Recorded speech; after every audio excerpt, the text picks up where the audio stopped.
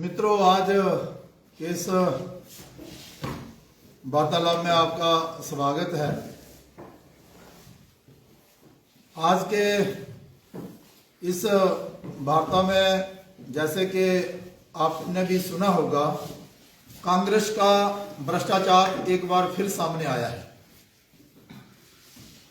और पूरे देश भर में हाहाकार मची है, त्राही त्राही हो गई है कि देखिए वो कांग्रेस और वो कांग्रेस के नेता जो ईमानदारी के भाषण करते हैं और उनके जो सांसद हैं उनके घरों से करोड़ों रुपए की राशि जो है वो प्राप्त हो रही है।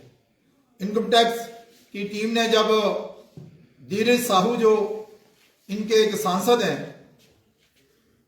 उनके यहां छापा मारा तो वहां पर गिनती ही नहीं हो रही है कि भाई कितने नोट जो है वो वहां से निकल रहे हैं।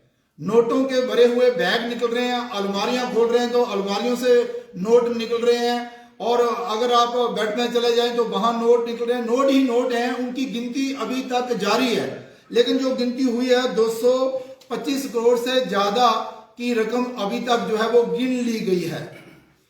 मेरा कहना इतना ही है कि देखिए ये वो कांग्रेस है जो ईमानदारी के भाषण तो करती है, लेकिन भाषण के पीछे जो उनकी नीयत है वो भ्रष्टाचार की नीयत है। ये तो एक सांसद है, ये धीरज साहू एक सांसद है।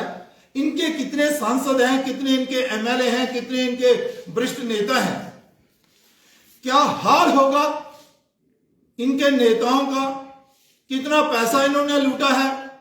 लेकिन एक बात मैं आपसे कहना चाहता हूं कि देखिए कांग्रेस ने शुरू से ही इस देश को लूटने का काम किया है और समय समय पर इसकी पोल जो है वो खुलती रही है।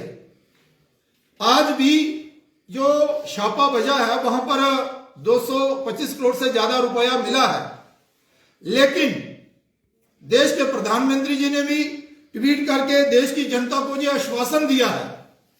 उन्होंने कहा है कि देश की जनता का लूटा हुआ धन जो है उसका पाई पाई का हिसाब होगा और जिन्होंने भी इस देश के धन को लूटा है वो धन उनको वापस लौटाना होगा। मैं ये चित्र आपको दिखाना चाहता हूं, देखिए ये चित्र। लगता है कि ये किसी सांसद का घर है। इतना तो हमने कहीं खजाना भी नहीं देखा, कहीं फोटो पे कभी देखा ही नहीं। तो मेरा इतना ही कहना है कि देखिए ये पैसा जो है वो सिर्फ एक सांसद तक ही सीमित नहीं है, ये पैसा जो है वो दिल्ली तक पहुंचना था। जो कांग्रेस के शीर्ष नेता हैं उनके घरों तक पहुंचना था।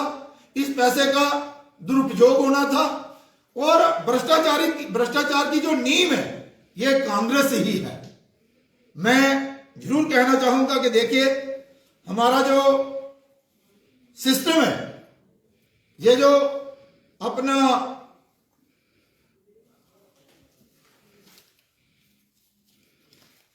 भ्रष्टाचार को समाप्त करने का जो प्रधानमंत्री जी ने निर्णय लिया है वो उस पर अड़िए हैं और आगे बढ़ रहे हैं। मैं इतना जरूर कहूंगा कि बार बार कांग्रेस के लोगों के घरों से ही क्यों करोड़ों रुपए जो हैं वो मिलते हैं, जो धन लोगों से लूटा होता है वो मिलता है। और ये कांग्रेस के डीएनए में, कांग्रेस के रोम रोम में भ्रष्टाचार जो है वो भरा हुआ है। कांग्रेस ने हमेशा देश को लूटा है, इसके प्रमाण जो है वो सामने आए हुए हैं। मैं इतना कहना चाहता हूं कि जो कांग्रेस के नेता ईमानदारी का भाषण देते हैं ये बिल्कुल सत्य नहीं है। सत्य यह है ये जो सामने आया है, ये सामने जो आया है। लेकिन देश की जनता को नरेंद्र भाई मोदी जी पर भरोसा रखना चाहिए, जिन्होंने ये कहा है कि देश का लूटा हुआ धन, उसकी पाई पाई का हिसाब जो है वो भ्रष्टाचारियों को देना होगा और उनका स्थान जो है वो जेलों में रहेगा। अभी ये दर पर दर प्रत्येक खुलती जा रही है। अभी इसमें और कौन कौन इन्वॉल्व है उसका भी पता चलेगा। लेकिन आज के इस विषय पर मैं इतना ही कहना चाहता हूँ। मेरे साथ बड़े ही सीनियर हमारे लीडर भारतीय जनता पार्टी के स्पोक्स पर्सन अपने सेठी साहब हैं, मैं इनसे भी कहूंगा कि इस पर जरूर अपने दो शब्द जो है वो रखें। देखें, जैसे जुगल जी ने कहा, ये बड़ी सीरियस एक इशू जो है वो सामने आया है। कांग्रेस के नेता राहुल गांधी बात तो करते हैं मोहब्बत की दुकान की। वो कहते हैं कि मैं मोहब्बत की दुकान चला रहा हूं, लेकिन ये मोहब्बत की दुकान का, ये तो बेईमानी की दुकान है। जहां पे भी भारतीय जनता पार्टी के अलावा कोई भी पॉलिटिकल पार्टी आप देखेंगे, वो कांग्रेस हो, ये पकड़े गए 225 करोड़ से ऊपर। इससे पहले भी मामले थे। आम आदमी पार्टी का देखिए तो डिप्टी चीफ मिनिस्टर साहब उनके जेल में बैठे हुए हैं। सत्येंद्र जैन जो है वो जेल में बैठे हुए हैं। महुआ मित्रा का जो है केस आपके सामने है, जो कि पैसे लेके क्वेश्चन पूछती है पार्लियामेंट में। तो ये देश को अब डिसाइड कर रहा है कि मोदी की गारंटी चाहिए ईमानदारी की, या कांग्रेस की बेईमानी की दुकान चाहिए, और बाकी पार्टीज की बेईमानी में जो है वो कांग्रेस के साथ शिरकत चाहिए। भारत जाग रहा है। पीछे अभी आपने इलेक्शंस के रिजल्ट में देखा कि मोदी की गारंटी के ऊपर पूरे देश को भरोसा है कि मोदी है तो ईमानदारी से ये कंट्री चलेगा। और जब मोदी जी ने ये कह दिया इस रेड के बाद भी कि एक एक पाई पाई का हिसाब होगा और हर पैसा जो है वो वापस लिया जाएगा, तो पूरा देश मानता है कि जितने भी लोगों ने भ्रष्टाचार किया है उनसे सबसे पैसा वापस होगा।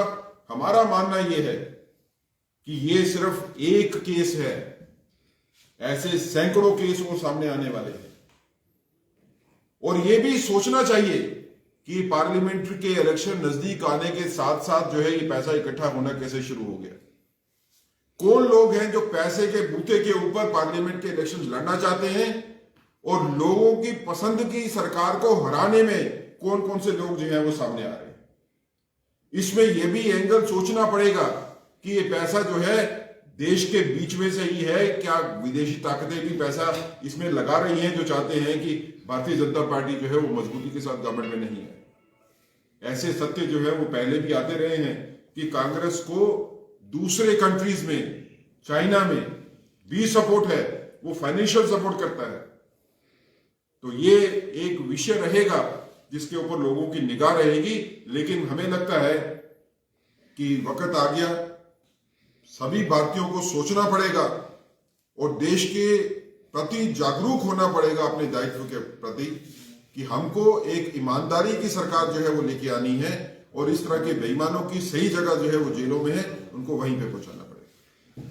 शर्मा साहब, एक क्वेश्चन रहेगा इससे हट के, जो 15 दिसंबर को एक फैसला आने वाला है 370 के ऊपर, क्या कहेंगे जिस तरह से सुप्रीम कोर्ट का ये अहम फैसला आने वाला है? देखिए 11 दिसंबर 11 दिसंबर, हाँ। भारतीय जनता पार्टी और देश के नागरिक हम सम्मान करते हैं न्यायालय का, और जो फैसला आएगा वो सभी को मंजूर होगा। ठीक।